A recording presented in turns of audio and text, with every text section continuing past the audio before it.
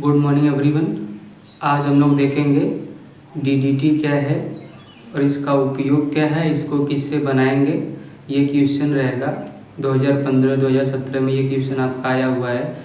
DDT का बनाने की विधि, डीडीटी का पर्यावरण पे प्रभाव, इसको आप भी देख के रखेंगे। ये बहुत ही महत्वपूर्ण टॉपिक है। तो इसको हम लोग बनाएंगे किससे? क्लोरल की सहायता से।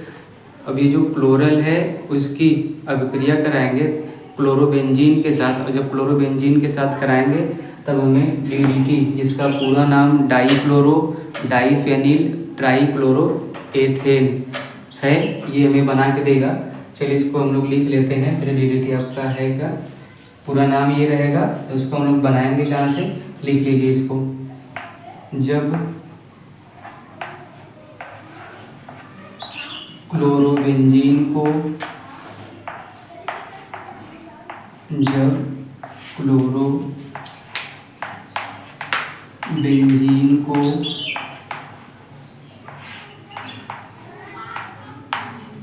सांद्र सल्फ्यूरिक अम्ल की उपस्थिति में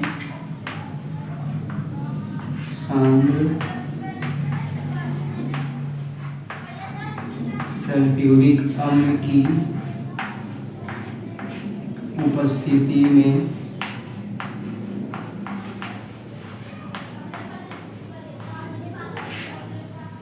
सल्फ्यूरिक अम्ल की उपस्थिति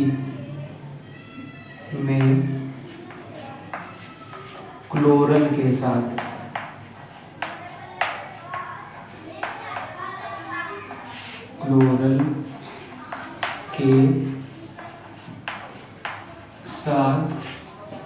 अभिकृत करते हैं।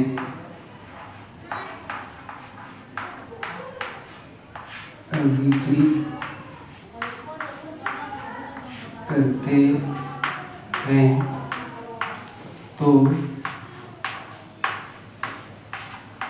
डीडीटी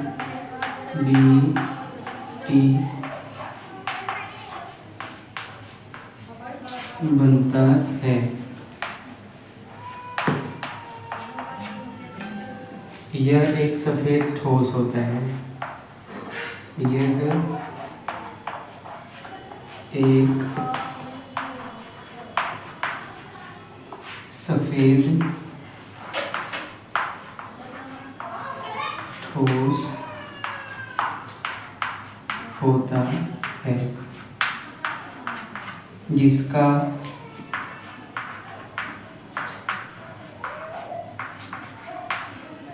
जिसका मेल्टिंग पॉइंट्स,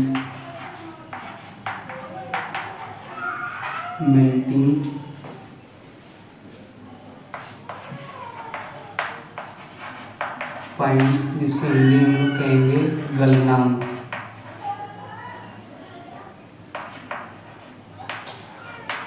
जिसका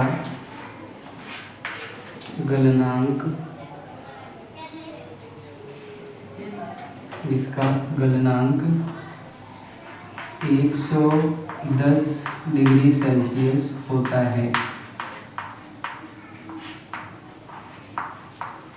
ये कुछ बातें जान के रखेंगे। इसके बाद हम अभिक्रिया बढ़ाएंगे। फिर इस डीडीटी का पर्यावरण पे प्रभाव क्या है उसके बारे में कुछ जानेंगे। तो अब क्या क्या लेना है? क्लोरोबेंजीन, उपस्थिति किसकी? सल्फ्यूरिक अम्ल की, कराना किसके साथ में है? क्लोरल के साथ में। चलिए रख लीजिए क्या क्या लेना है। अब पहले जो लेना है उसको ले लीजिए। तो क्लोरल, और क्लोरल के लिए आपका रहेगा क्या? Cl3CHO। अगर इसका हम लोग IUPAC नाम की बात करें तो 3 बार क्लोरीन है, तो इसके लिए हो जाएगा ट्राईक्लोरो।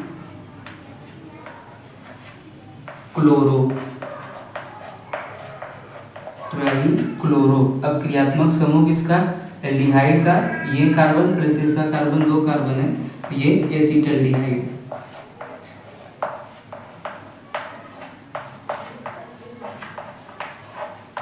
ये आपका है ट्राईक्लोरो एसिटल्डिहाइड या क्लोरल।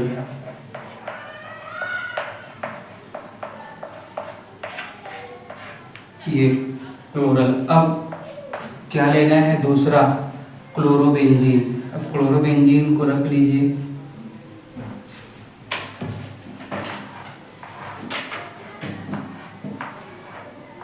ये एक क्लोरोबेंजीन, दूसरा क्लोरोबेंजीन।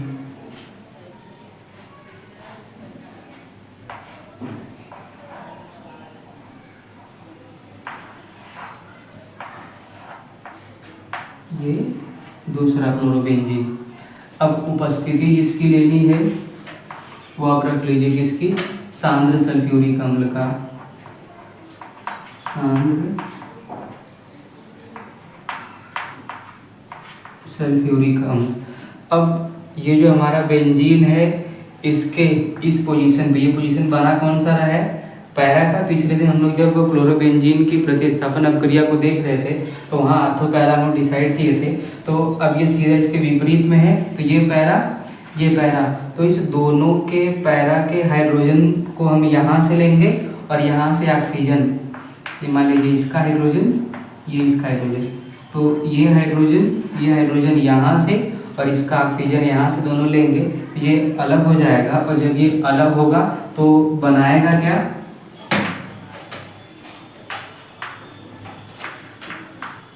H2O के फॉर्म में ये दोनों हाइड्रोजन और O के साथ अलग हो गया।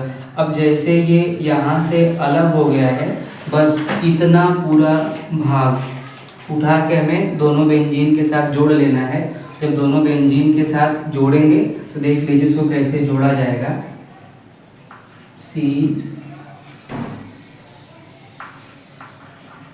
Cl3, ये आपका बचा क्या है? CH।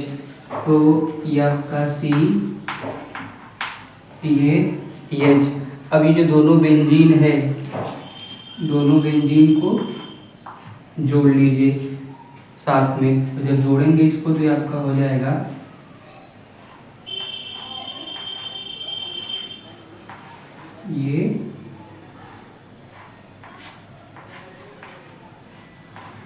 ये दोनों बेंजीन।